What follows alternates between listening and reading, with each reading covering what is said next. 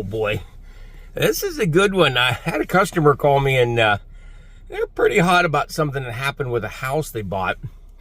And I think rightfully so. In this particular case, I think the seller cut some corners and didn't do some things that the seller probably should have done. But I thought interesting video where lawsuits happen from real estate. Actually, probably one of the biggest areas that lawsuits happen is because people didn't use a real estate agent.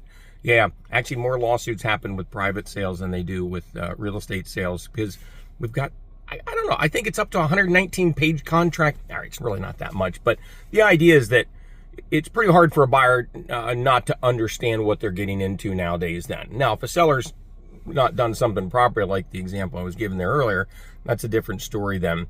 But breach of contract's a big one. That's where one side is not doing something they said. A buyer didn't show up for closing and made some lame excuses why they couldn't. Maybe the seller didn't get their stuff out of the property in time, you know, those sort of things. So I guess the best thing I recommend to you, involve an experienced real estate agent with your transaction, a good title company or a good attorney, review things, and sometimes just some common sense. So yeah, if you need to talk about this kind of stuff, just reach out to me and I'd be honored to talk to you about it. But yeah, it's one of those things, if you do everything right, it can be so smooth, but if not, it can be crazy.